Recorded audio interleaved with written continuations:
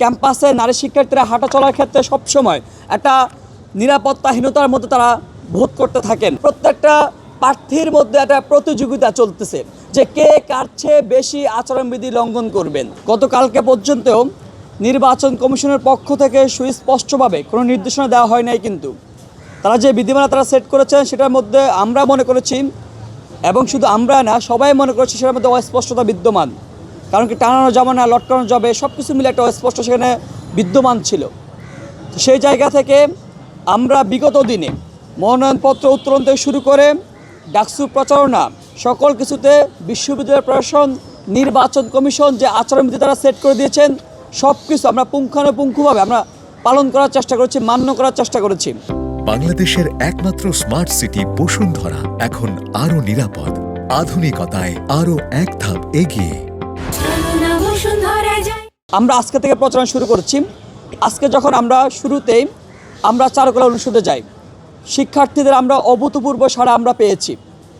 প্রথম কথা হচ্ছে আমরা যাওয়া মাত্র অনেকে বলতেছেন যে ভাই আপনার পরিচয় দেওয়া লাগবে না, আপনাকে তো আমরা বিগত সময়ে দেখেছি। সেই জায়গাটা আমরা শুনতে পেয়েছি। আমরা কিছু কনসার্ন শুনতে পেয়েছি নারী শিক্ষার্থীদের কাছ থেকে। আমরা যখন তাদের সাথে কথা বলি, নারী শিক্ষার্থীর সাথে কথা বলি, তখন চারুকলা কয়েকজন শিক্ষার্থী আমাদেরকে বলেছেন যে তারা সবসময় তার যে একজন সহপাঠী তার থেকে মোরাল পুলিশিংয়ের শিকার হবেন এবং শঙ্কা তারা চিন্তা ভাবনা করতেছেন এবং শঙ্কা তারা ভোগ করতেছেন। তারা চিন্তা করতেছেন যে একজন শিক্ষার্থী, দুজন শিক্ষার্থীরা বসে থাকবে, কিন্তু তার সহপাঠী পাশ থেকে এসে সেগুলো ভিডিও করতেছেন, সোশ্যাল মিডিয়ায় সেগুলো চাউর করতেছেন। সেটা নিয়ে তারা শঙ্কার মধ্যে আছেন। তারা বলতেছেন যে 5 আগস্ট পরবর্তী সময়ে সেই শঙ্কার জায়গাটা আরও বেশি ঘনীভূত হয়েছে।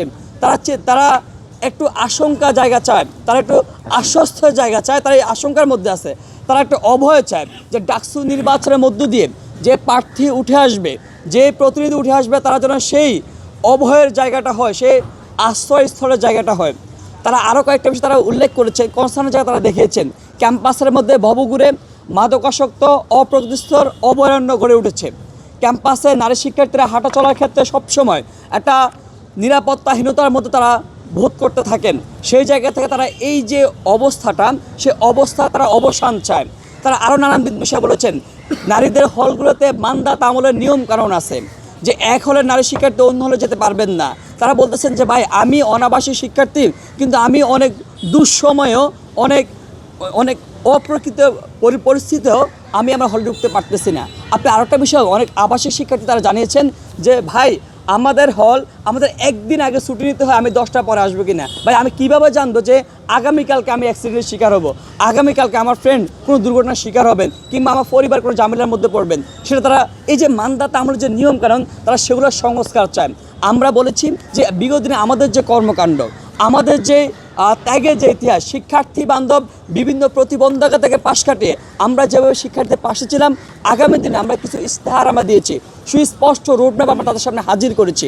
আমরা বলেছি এই যে বাইনারি, এই যে চিন্তা ভাবনা, ব্যক্তিকেন্দ্রিক চিন্তা ভাবনার জায়গা থেকে, ইডিওলজির জায়গা থেকে মোরাল পুলিশিংয়ের শিকার হচ্ছে নারীরা, বিশেষ করে আমাদের নারী শিক্ষার্থীরা।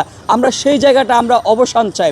আমরা সেই জায়গাটা তাদেরকে আশ্বস্ত করেছি যে এই যে মনোভাব পরিবর্তন করব, সেটা আইনগত ভিত্তি দাঁড় করিয়ে বিশেষ সাইবার সিকিউরিটি সেল গঠন করার মধ্যে দিয়ে নারী শিক্ষার্থীকে সেই এনশিওরিটি আমরা দিব। আমরা পুরুষ শিক্ষার্থীর কাছ থেকে কিছু কনসার্ন আমরা পেয়েছি। তারা আবারও আশঙ্কা করতেছে আবারও গণরুম গেসুম ফিরে আসবে, কারণ তারা দেখেছেন 90-এর গণঅভ্যুত্থান পরবর্তীতে ডাকসু হয়েছিল, 91-তে আর ডাকসু হয় নাই, 91-তে আবারও গণরুম গেসুম ফিরে এসেছেন। পুরুষ শিক্ষার্থীরা, এখন নারী শিক্ষার্থী সেটা নিয়ে কনসার্ন যে আবারও 25-এ ডাকসু হয়েছেন, 26-এ আবারও গণরুম গেসুম ফিরে আসবে কিনা। গণরুম গেসুম ফিরে আসলে তাদের পাশে কারা দাঁড়াবে, তাদের দুঃসময় তাদের কারা সেফ দিবে, এটা নিয়ে তারা সন্দিহান আছে, শঙ্কার জায়গা আছেন। সেই জায়গাটা আমরা এনশিওর করেছি যে বিগত দিনে আমরা আপনাদের পাশে দাঁড়িয়েছি, যার জন্য আমাদের জেল জুলুমের নির্যাতন শিকার হতে হয়েছে। আগামী দিনে যদি কেউ আবারও সেই অদ্ভুত চিন্তা ভাবনা করে, সেই শিক্ষার্থীদের বিরুদ্ধে গিয়ে আবারও গণরুম গেসুম কালচার আবার তৈরি করতে চায়, আমরা জীবন দিয়ে হলে আমরা বলছি আমরা সেটা রক্ষা করব। প্রিয় উপস্থিতি, আপনারা জানেন যে এই যে নির্বাচন যে পরিস্থিতি, পরিবেশ, নানান সন্দিহান, নানান শঙ্কা তৈরি হচ্ছে। নানান প্রার্থীর নির্বাচন কমিশনের সেট করা যে বিধিমালা, যে আচরণবিধি, সেগুলোকে লঙ্ঘন করতেছে। আমাদের মনে হয়েছে প্রত্যেকটা প্রার্থীর মধ্যে একটা প্রতিযোগিতা চলতেছে যে কে কার চেয়ে বেশি আচরণবিধি লঙ্ঘন করবেন, এরকম আমরা একটা প্রতিযোগিতা দেখতেছি। আমরা দেখেছি শুধুমাত্র নির্বাচন কমিশন আচরণবিধি সেট করার মধ্যে সীমাবদ্ধ থাকেন, কিন্তু কে আচরণবিধি লঙ্ঘন করলো, কে কী করলো সেটা তাদের দর্তব্যের বিষয় না। আমরা বারবার করে কনসার্ন জানাচ্ছি, দাবি জানাচ্ছি, কিন্তু সেটা কোনোভাবে আমল নিচ্ছে না। বরং আমরা দেখতেছি যারা আচরণবিধি লঙ্ঘন করতেছেন তাদেরকে এক্সট্রা বেনিফিট দিচ্ছেন। আমরা দেখেছি মনোনয়নপত্র উত্তোলন সময়সীমা শেষ হয়ে যাওয়ার পরে অনেক প্রার্থী তারা মনোনয়ন তুলতে গিয়েছেন, সেটা নিয়ে একটা বাক বিতণ্ডা তৈরি হয়েছে। নারীদের হলগুলোতে সাধারণ নারী শিক্ষার্থীদের প্রতিরোধের শিকার হয়েছেন, কিন্তু সেই জায়গা থেকে দেখেছি নির্বাচন কমিশন তাদের বিরুদ্ধে কোনো প্রকার পদক্ষেপ না নিয়ে বরঞ্চ কারোর সাথে কোনো পরামর্শ না করে একদিন সময়সীমা বাড়িয়ে দিয়েছেন। এই যে আমাদের সংখ্যার জায়গা তৈরি হয়। আমরা আরেকটা বিষয় একটু ক্লিয়ার করতে চাই। আমরা দেখছি গতকালকে নির্বাচন কমিশন বলেছে, প্রশাসনের পক্ষ থেকে বলা হচ্ছে তারা নাকি আর্মি মোতায়েন করবেন। তো এই জায়গায় আমাদের একটা সংখ্যার জায়গা তৈরি হয় যে মশা মারতে আপনি কেন কামান দাগাতে চাচ্ছেন, এটা একটা সংখ্যার জায়গা তৈরি হয় কিছু হচ্ছে। কিন্তু যে এখন পর্যন্ত যে পরিস্থিতি, এখন পর্যন্ত স্বাভাবিকই আছে পরিস্থিতি, কিন্তু হুট করে যখন আপনি বলবেন যে ডাকসু নির্বাচন কেন্দ্রে আপনি আর্মি নিয়ে আসতেছেন, তখনই শিক্ষার্থীদের মনে একটা শঙ্কার জায়গা তৈরি হয়, না জানে কি হয়ে যাচ্ছে। এই যে আপনি নতুন করে শঙ্কার জায়গা তৈরি করতেছেন, আপনার প্রতি আস্থাহীনতা বারবার করে আরও বেড়ে যাচ্ছে। আপনি আরেকটা বিষয় দেখেন, শিক্ষার্থীরা একই সাথে দেখতেছেন যখন কোনো প্রার্থী আপনি যে সেট করা যে নীতিমালা সেটা লঙ্ঘন করতেছেন, কিন্তু বিনিময়ে আপনি বিপরীতে আপনি কোনো পদক্ষেপ নিচ্ছেন না, আপনার প্রতি আস্থাহীনতা আরও বাড়তেছে। এই যেটা আমি এনশিওর করতে চাই। আরেকটা বিষয় আমরা একটু সর্বশেষভাবে বলতে চাই, বারবার করে বলে আসতেছি অনেক বছর পরে ডাকসু নির্বাচন হচ্ছে। ডাকসু নির্বাচনকে কেন্দ্র করে শিক্ষার্থীর মধ্যে আগ্রহ, আমেজ, উদ্দীপনা তৈরি হচ্ছে।